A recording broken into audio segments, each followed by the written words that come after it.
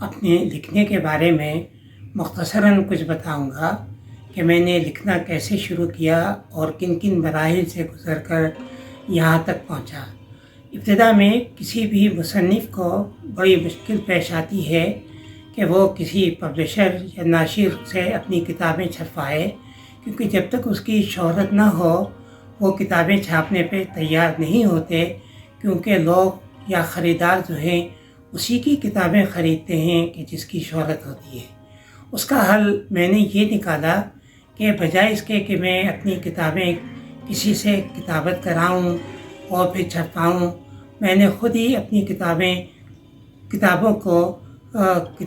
کتابوں کی کتابت شروع کر دی۔ اس کا فائدہ مجھے یہ ہوا کہ بچپن میں جب تختی میں لکھنا شروع کی تھی تو اس کی مشق کی وجہ سے میرا خط کافی اچھا ہو گیا تھا، لہٰذا میں نے فوراً بٹر پیپر لیے اور بٹر پیپر پر میں نے اپنی کتابیں لکھنے کا سلسلہ شروع کیا۔ ابتدا میں نے کوئی ضخیم کتابیں نہیں لکھیں، بلکہ مختصر سے پمفلٹس یا کتابچے جو ہیں وہ لکھیں، تاکہ آسانی کے ساتھ میں لکھ بھی سکوں، چھاپ بھی سکوں اور ان کو مارکیٹ تک پہنچا بھی سکوں۔ چنانچہ میرے پہلی کتابیں یا پہلے کتابچے جو لکھے گئے ان میں سندھ کی تاریخ کیسے لکھنی چاہیے،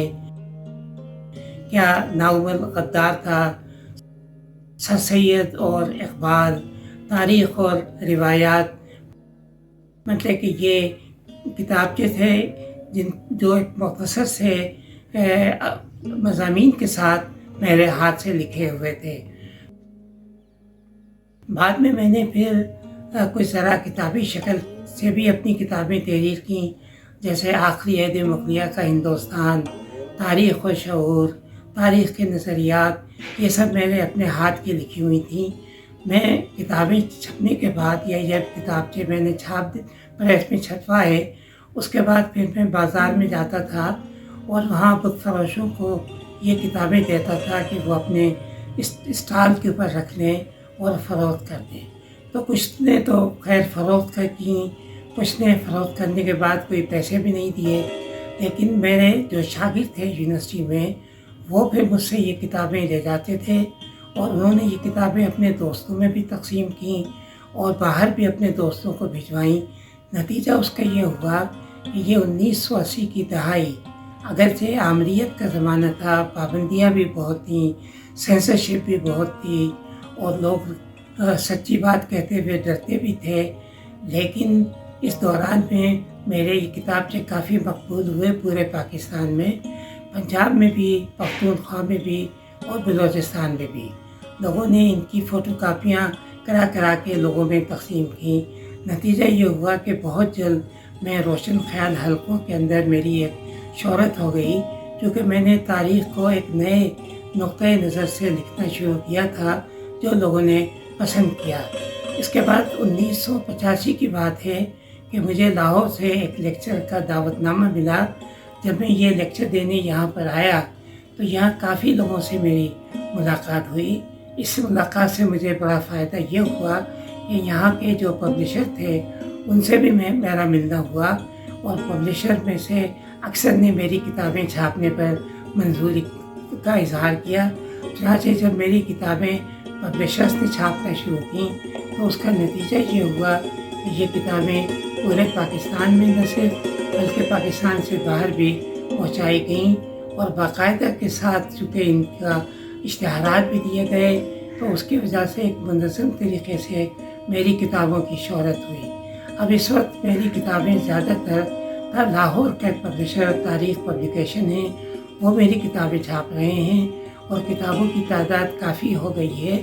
لیکن میں ابھی بھی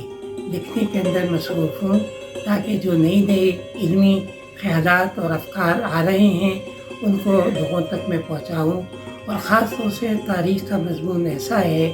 کہ جس کے بارے میں صحیح تشریح کرنا بہت ضروری ہے۔ یہ کام میں نے اپنے ذمے لیا ہے اور میں اب تک اس کام کو یعنی تقریباً کوئی 40 سال ہو گئے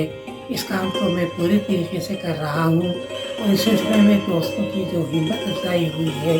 اس کے لیے میں ان کا شکر گزار ہوں۔ میرے پڑھنے والوں نے جو سوالات کیے ہیں اور جو اور اس کتابیں پڑھنے کے بعد تاریخ کے بارے میں انہوں نے اپنے خیالات کا اظہار کیا ہے، وہ میرے لیے بڑا امید افزا بھی ہے اور ہمت افزا بھی ہے، کیونکہ میں سمجھتا ہوں اگر صحیح تاریخ کا علم ہو جائے گا تو ایک تاریخ کی شعور آنے کے بعد ہم نہ صرف اپنے ماضی کو صحیح طریقے سے سمجھنے لگیں گے بلکہ اس کے نتیجے میں اپنے حال کا بھی ہم پورے طریقے سے بہتر مطالعہ کر سکیں گے۔ تو لہٰذا میرے لکھنے کا یہ سلسلہ ختم نہیں ہوا ہے بلکہ یہ جاری ہے، اور میں اس کو اس وقت تک جاری رکھوں گا جب تک کہ نئے خیالات آتے رہیں گے اور علمی مباحث ہوتے رہیں گے، اور جب تک لوگوں کی جانب سے مجھے اچھا رسپانس ملتا رہے گا اس وقت تک میں اس سلسلے کو جاری رکھوں گا۔ امید ہے کہ آپ کہ اس میں میری پوری مدد کریں گے، میرے ساتھ پورا تعاون کریں گے۔